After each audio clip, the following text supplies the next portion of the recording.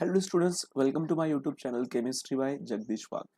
Dear students, आता जे आपण नेक्स्ट PYQ सॉल्व करतोय चॅप्टर आहे स्टेट्स ऑफ मॅटर आणि हे MCQ सेशन मध्ये जे स्टेट्स ऑफ मॅटर आपण कव्हर करतोय तो आपण 2 पार्ट्स मध्ये कव्हर करतोय. ओके. अपार्ट फ्रॉम दिस जे मुलं महाराष्ट्र बोर्डचं प्रिपरेशन करताय, जे 2023 ला महाराष्ट्र बोर्डची एक्झाम देत आहे, त्यांच्यासाठी एक बेस्ट स्टडी प्लॅन मी आणतो आहे जो 30 डेजचा असेल. विदिन 30 डेज तुम्ही तुमचे 5 चॅप्टर्स कंप्लीट करायचे. तो एव्हरी डे तुम्हाला कुठला कुठला टास्क कंप्लीट करायचा आहे हे मी तुम्हाला त्यात सांगणार आहे, जे पुढच्या व्हिडिओमध्ये तुम्हाला आजच संध्याकाळपर्यंत एक व्हिडिओ किंवा उद्यापर्यंत एक अवेलेबल होईल. आता हे जे आपलं सेशन असेल यात आपण PYQ सॉल्व करू, जो असणार आहे स्टेट्स ऑफ मॅटरचा. क्लास 11चा चॅप्टर आहे, ज्याच्यामधला एक तरी क्वेश्चन विचारला जाईल.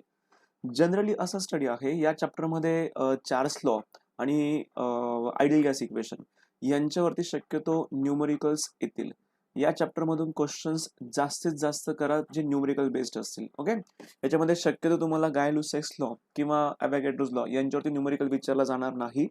मॅक्झिमम चान्सेस आहेत चार्ल्स लॉ आणि आयडियल गॅस इक्वेशनचे, की जे एकदम स्ट्रेट फॉरवर्ड क्वेश्चन असतात. ओके. सो या सेशनला आपण सुरुवात करूया. Let's proceed for the first question. The volume of given mass of gas at x Kelvin is 2 dm3. तुम्हाला इनिशियल व्हॉल्यूम प्रोव्हाइड केलाय. इनिशियल व्हॉल्यूम किती आहे? 2 dm3. त्यावेळेचं जे टेम्परेचर आहे ते टेम्परेचर आहे x kelvin. What is the new volume of gas at constant pressure if temperature is increase by 10 into K. म्हणजे आपल्याला इथे T2 ची व्हॅल्यू दिली आहे. T2 is equal to 10x mention करू आपण. 10x मेन्शन केलं तरी चालेल. इथे आपण 10 टाइम्स बोलू द्या. 10x. ओके. असं तुम्हाला टेम्परेचर दिलं. सो अकॉर्डिंग टू त्यावेळेचं तुम्हाला काय काढायचं आहे? V2 काढायचं आहे. त्यावेळेचं काढायचं आहे V2 काढायचं आपल्याला. So according to Charles law V1 upon T1 is equal to V2 upon T2. So याला सॉल्व करून आपण. So 2 upon x is equal to V2 upon 10x. Okay. हे सिम्प्लिफाय करायचं आहे. So V2 is equal to 2 into 10x upon x. So हे solve केलं आपण, आपला आन्सर काय मिळालंय? 20 dm3. So we go with option 20 dm3, that is B option is correct. Question number 12. In which of the following intramolecular hydrogen bonding is present? Water, ammonia, O nitrophenol and ethanol. So यांच्यामध्ये actually हा question आपण ऑर्गॅनिकचा आहे असं consider केलं चालेल. तुम्ही तुम्हाला इथे एक्सप्लेन करतो आहे. And the correct answer is option C. How? Will check it. बघा इथे आपण मेन्शन करतो आहे nitro group double bond N double bond O,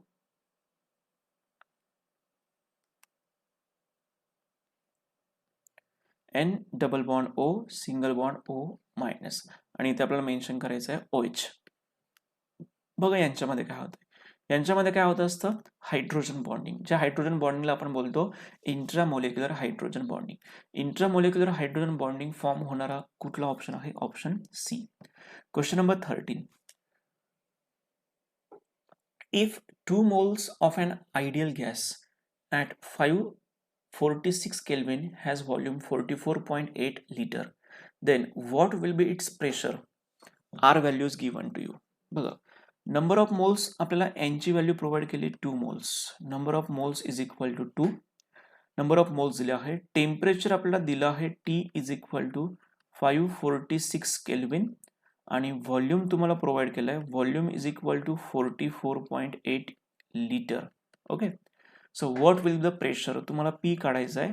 R values given to you 0.082. So ideal gas इक्वेशनचा आपण वापर केला. PV is equal to NRT. याच्यावरून आपण इझिली P काढू शकतो. So P is equal to NRT upon V. So P is equal to number of moles 2, R value is 0.082 multiply by temperature 546 upon volume आपल्याकडे आहे 44.8. So after doing calculation 1.998 which is nearly equal to 2, but 1.998 तुम्हाला दिलंच answer. So we get option D. Question number 14. At what temperature the volume of gas become absolutely zero? कुठल्याही गॅससाठी, कुठलाही gas, oxygen, nitrogen, sulphur, any gas, त्या गॅसचा जो volume आहे ना त्या गॅसच्या व्हॉल्यूमला आपण ॲब्सोल्यूट झिरो कधी म्हणू शकतोय, जेव्हा आपण टेम्परेचर मेंटेन करू शकतोय -273.15. या टेम्परेचरला जेवढे पण गॅसेस असतात त्यांचा व्हॉल्यूम हा झिरो व्हॉल्यूम म्हटलं जातं. त्याला व्हॉल्यूम काय म्हणतात? Zero volume.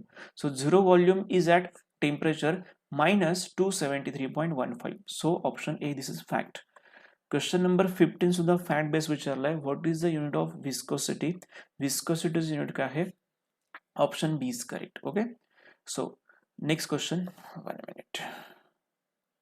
Next question. काही फॅक्ट बेस्ड क्वेश्चन म्हणून डायरेक्टली घेऊन टाकले. क्वेश्चन नंबर 16 याला एक्सप्लेन करावं लागेल.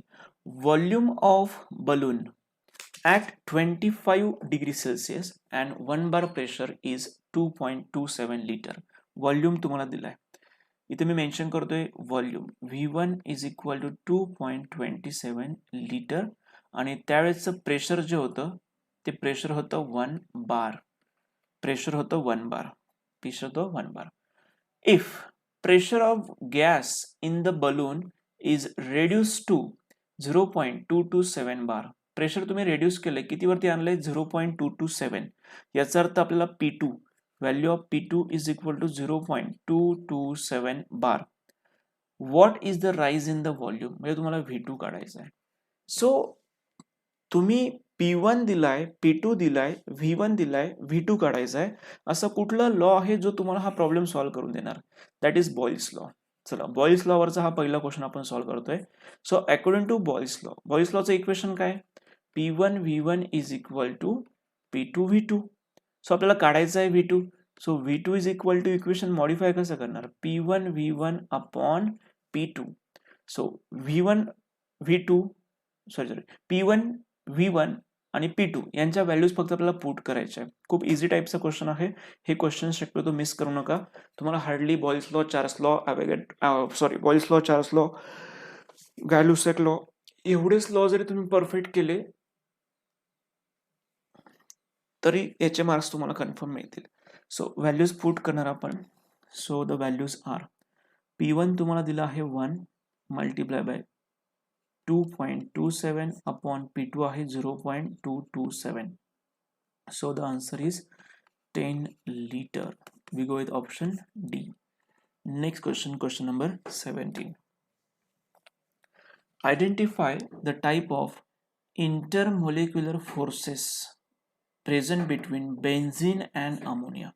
बेन्झीन आणि अमोनियामध्ये कुठल्या टाईपचा फोर्स डेव्हलप होणार आहे? बघा, अमोनियाचं म्हटलं तर पोलर नेचर आहे. अमोनियाचा आपण नेचरचा विचार केला तर अमोनिया हा पोलर आहे. Ammonia is an polar.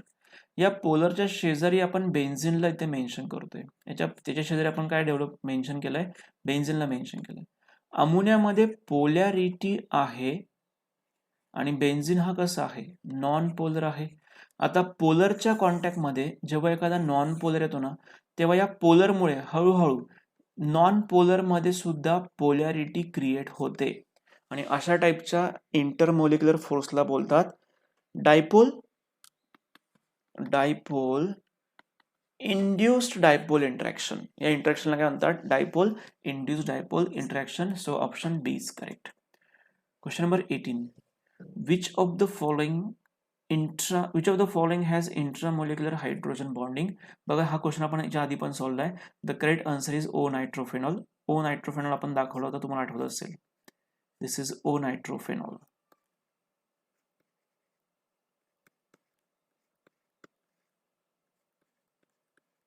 Okay, sorry इथे H. सो याच्यामध्ये काय होतंय? इंट्रामोलिक्युलर हायड्रोजन बॉन्डिंग फॉर्म होतं. याच्यामध्ये इंट्रामोलिक्युलर फॉर्म होतं. बाकीच्यांमध्ये हायड्रोफ्लोरिक ऍसिडमध्ये हायड्रोजन बॉन्डिंग फॉर्म होतं, बट इंट्रा नाही होत. त्याच्यामध्ये इंटरमोलिक्युलर तयार होतं. Inter, ammonia inter, alcohol intra कोणा? Dear student, next question solve करण्याच्या आधी एक महत्त्वाची अनाउन्समेंट, ज्याच्यामध्ये अनअकॅडमी तुम्हाला 20% डिस्काउंट देते आहे आणि महाराष्ट्र बोर्डचं तुम्हाला प्लस सबस्क्रिप्शन घ्यायचं असेल तर तुम्ही ते घेऊ शकता, ज्यात तुम्हाला 20% ऑफ मिळतील. ओके, जे स्टुडंट माझे फ्री क्लासेस अटेंड करताय, apart from free classes, if they want to take plus subscription, they can use the code carbon12. Okay, हा कोड तुम्ही यूज करणार तर तुम्हाला 20% डिस्काउंट मिळणार. बट याची ऑफर आहे जी 27 पासून तर 30 पर्यंतच आहे. ओके, या 4 दिवसामध्ये तुम्ही जर प्लस सबस्क्रिप्शन घेतलं तुम्हाला 20% ऑफ मिळतोय. याच्यामध्ये बेनिफिट तुमचा असा आहे की तुम्ही जर 12 मंथचं प्लस सबस्क्रिप्शन घेणार असाल तर त्याच्यामध्ये तुम्हाला आधीची जी अमाऊंट आहे 13,800, ज्यात आता तुम्हाला ती फक्त 11,040 रुपीजमध्ये मिळते. म्हणजे तुमच्या जवळपास 27 रुपये वाचता अप्रॉक्सिमेटली. ओके, सो ही ऑफरचा बेनिफिट नक्की घ्या, ज्याच्यामध्ये तुम्हाला कोड यूज करायचा आहे carbon12. अपार्ट फ्रॉम दिस आता नवीन बॅच सुरू झाली आहे जी 22 जून पासून स्टार्ट झाली आहे, जिथे वर्षभर MCQ सॉल्व्ह करून दिले जातील. ओके, सो या बॅचेसमध्ये कुणाल सर तुम्हाला फिजिक्सचे MCQ सॉल्व्ह करतील, मी जगदीश वाघ तुम्हाला केमिस्ट्रीचे MCQ सॉल्व्ह करून देणार, गजानन नवताले सर तुम्हाला मॅथ्स MCQ सॉल्व्ह करताल आणि दिगंबर माळी सर तुम्हाला बायोचे MCQ सॉल्व्ह करून देतील. ओके, सो थेरी पण सुरू आहे, सायमल्टेनियसली MCQ पण सुरू आहे. तर या ऑफरचा नक्की बेनिफिट घ्या आणि सगळ्या बॅचेसला एनरोल करा. चला नेक्स्ट क्वेश्चन सॉल्व्ह करूया. मध्ये झालं सी ऑप्शन मध्ये. Question number 19. A gas occupy volume of 1.8 dm cube at 300 Kelvin. तुम्हाला व्हॉल्यूम दिलाय 1.8, त्यावेळेसचं टेम्परेचर आहे 300 kelvin. At which temperature the gas expand to 5.4 dm cube at constant pressure. So तुम्हाला V2 ची value दिली आहे. V2 is equal to 5.4 dm cube आणि त्यावेळेस तुम्हाला काय काढायचंय, टेम्परेचर काढायचंय. So again according to Charles law, आपण याला सॉल्व्ह करणार. So V1 upon V2 is equal to T1 upon T2 अशा पद्धतीने आपण याला मॉडिफाय करू शकतोय, किंवा तुम्ही V1 upon T1 is equal to V2 upon T2 असं लिहिलं तरी चालेल. काय बोलतो आहे मी, V1 upon T1 is equal to V2 upon T2 असं दाखवलं तरी चालेल. याच फक्त मी थोडंसं मॉडिफाय करून घेतलंय. सो या मॉडिफिकेशन नुसार आपण व्हॅल्यूज पुट करणार. 1.8 V1 ची व्हॅल्यू आहे, V2 ची व्हॅल्यू आहे 5.4 which is equal to T1 आहे 300 आणि T2 आपल्याला कॅल्क्युलेट करायचं आहे. So T2 is equal to what we can do. So 300 multiply by 5.4 upon 1.8. So असं कम्प्लीट कॅल्क्युलेशन केलं तुम्हाला आन्सर किती मिळत आहे, 900 kelvin. So for this question we go with option D. Question number 20. Which among the following gas is difficult to liquefy? हा question same मागे पण विचारला गेला.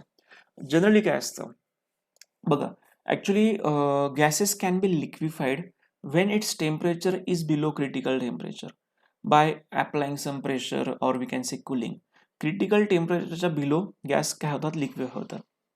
ज्या गॅसेसचं क्रिटिकल टेम्परेचर खूप हाय आहे ते गॅस कुठले आहेत, इथे मी मेन्शन करू शकतोय. हाय क्रिटिकल टेम्परेचर, हे क्रिटिकल टेम्परेचर हाय कोणाचं असतं, क्लोरीनचं आहे, अमोनिया गॅसचं आहे, त्याच्यानंतर CO2 आहे, SO2 आहे. एवढं लक्षात ठेवा, यांचं क्रिटिकल टेम्परेचर हाय आहे. आणि ज्यांचं क्रिटिकल टेम्परेचर हाय असतं ना, दे इझिली लिक्विफेबल असतात, ते इझिली लिक्विफाईड होऊन जातात. आणि काही गॅसेस असे आहेत, for example H2, N2, O2 जे मागे पण सांगितलं होतं, त्यांच्या क्रिटिकल टेम्परेचरची व्हॅल्यू कशी आहे, लो आहे. आणि क्रिटिकल टेम्परेचरची व्हॅल्यू जर लो असेल ना, तर they cannot get easily liquefied, not easily easily liquefied होत नाही. बघा किती सिंपल आहे. मग तुम्हाला असे क्वेश्चन्स विचारले गेलेत, मग त्यामुळे हा जरी परफेक्ट पॉईंट तुम्ही केला तरी इनफ, की ज्या गॅसेसचं क्रिटिकल टेम्परेचर हाय असतं, like chlorine, ammonia, carbon dioxide, sulphur dioxide, ज्यांचं क्रिटिकल टेम्परेचर हाय असतं ते इझिली लिक्विफाईड होतात. ज्यांचं क्रिटिकल टेम्परेचर लो असतं ते इझिली लिक्विफाईड होत नाही. एवढ्या फॅक्ट बेसवरती क्वेश्चन नंबर 20 आपण सॉल्व्ह करू शकतो. That is option C, that is oxygen. So it is low critical, cannot easily liquefied. Question number 21. A certain mass of gas occupy a volume of 2.5 dm cube at NTP. Calculate the change in volume of gas at the same temperature if pressure of gas is changed to 1.5. बघा, question number 21 मध्ये तुम्हाला काय सांगितलं त्यांनी,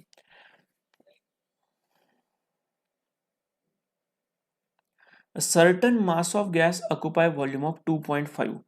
तुम्हाला एक gas आहे कुठला तरी की जो व्हॉल्यूम किती ऑक्युपाय करतोय 2.5 ऑक्युपाय करतोय. It occupies the volume of 2.5.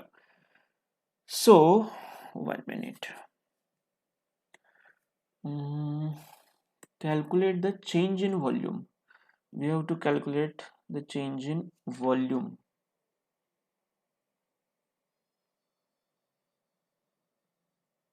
.5.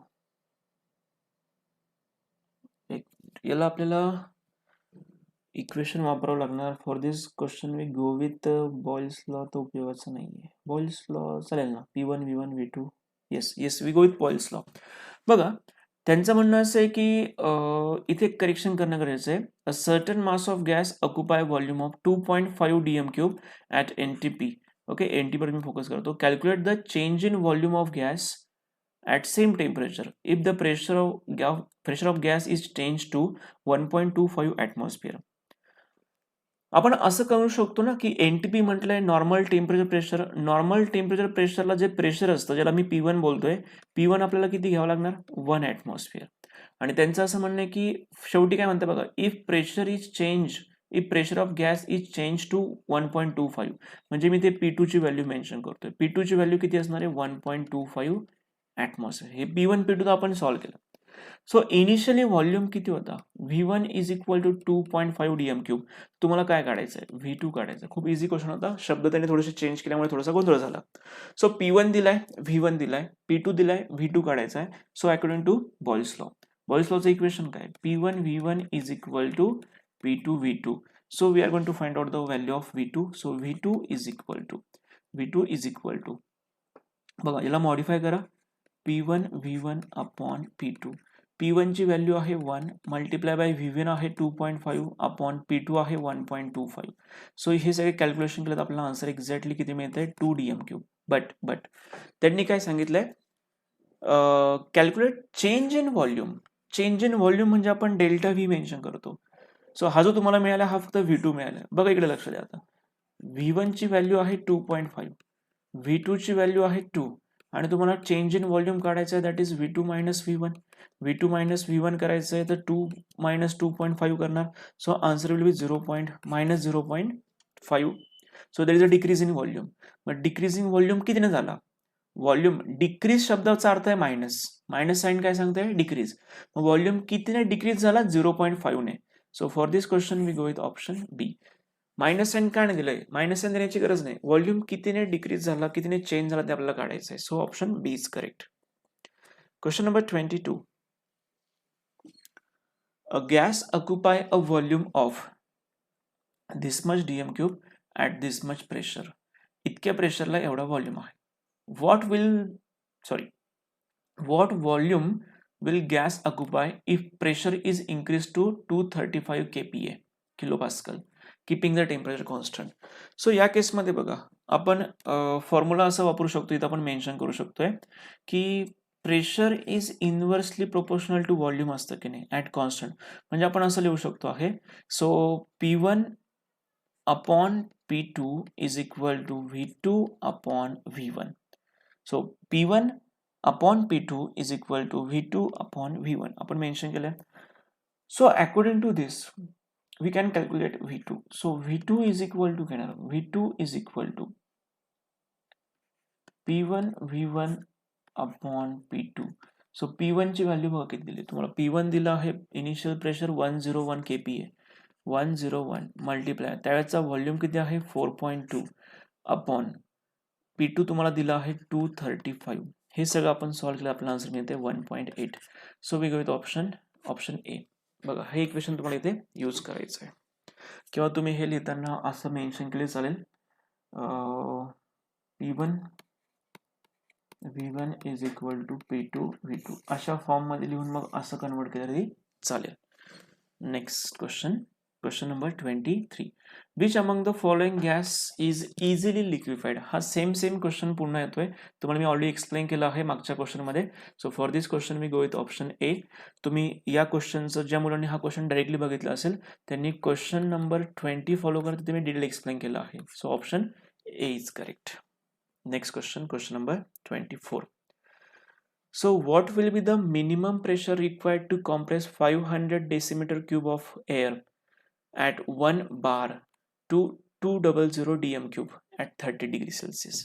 बघा बॉइल्स लॉ आपला वापरावा लागेल. अकॉर्डिंग टू बॉइल्स लॉ मला एक सांगा, इनिशियल प्रेशर तुम्हाला किती दिलं आहे, P1 is equal to 1 bar. Pressure तुम्हाला दिला initial pressure P1 is equal to 1 bar. त्यावेळेचा व्हॉल्यूम तुम्हाला दिला आहे 500. त्यांचं असं म्हणणं आहे, जर आपण व्हॉल्यूम V2 200 करणार असेल तर त्यावेळेसचं minimum pressure that is P2 किती असेल. So according to Boyle's law P1 V1 is equal to P2 V2. So आपल्याला काढायचं आहे P2. So P2 is equal to काय येणार, P2 is equal to P1 V1 upon V2. So हे simplify करू, यांच्या व्हॅल्यूज आहे बघा काय काय दिल्या आहेत. So the values are P1 value is 1 bar multiply by V1 is 500 upon V2 is 200. So after doing calculation we get the answer 2.5 bar. So 2.5 bar, that is option B is correct.